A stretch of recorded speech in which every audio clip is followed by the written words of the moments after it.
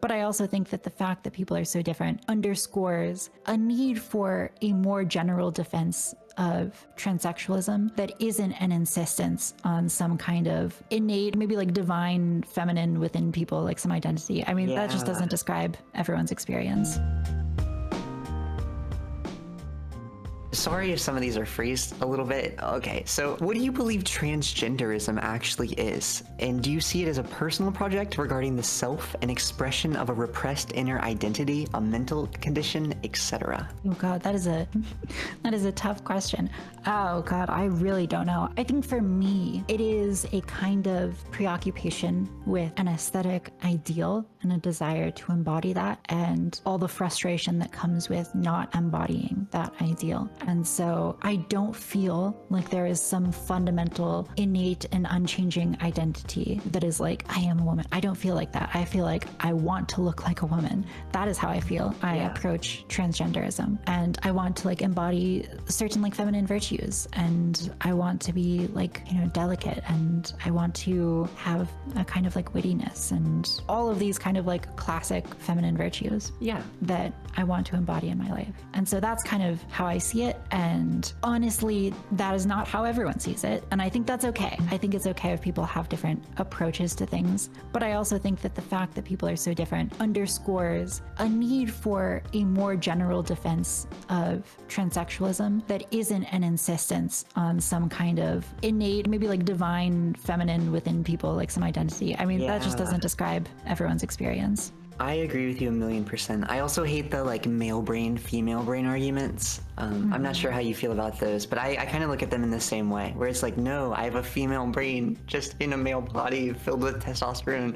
But so I guess I'm curious, when you were first figuring out, or like coming to the conclusion that you were trans and like coming out to your family, et cetera, what did that look like for you? Did you take a more, I don't want to say traditional, because you said like this was before it was really in mainstream view, right? So like, how did you discover your transness, for lack of a better term? Well, I guess I already talked about the article that I read. I discovered that people could be trans on 4chan because people were posting Bailey J. And I was like, wait, what? Like people, like guys can change their body in a way that makes them look like totally like a girl. And that like blew my mind. And I was like, hold on, I need to like research this more. And so I started just like Googling things. So yeah, which is a very funny way to discover transness, because in some ways it's like a very, it's just like so classically teenage boy to like be on some edgy website and then you discover a porn star and then you like go read a fucking paper about it. So I laughed myself about that, but that's how I discovered transness and eventually came to the idea that I had to transition. Had to? Question mark? Yeah. So I guess here's another part of it is that I read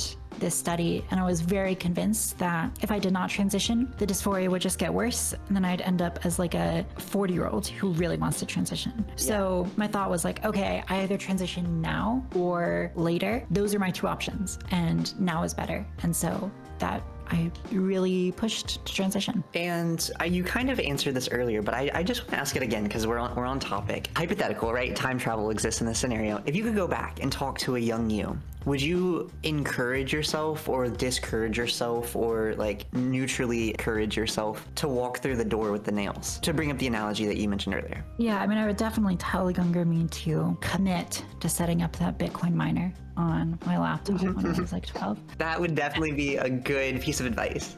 Yeah, because honestly, that would impact my life probably more than like whether or not I do or don't transition. I think on balance, transition has maybe like improved my life slightly, but I go back and forth on that. Like, some days I'm like, it wasn't worth it. And other days I'm like, it was worth it. Or other days I'm like, I'm glad I did it, but it was really hard. And I don't know if I'd do it over again. So I think what I would do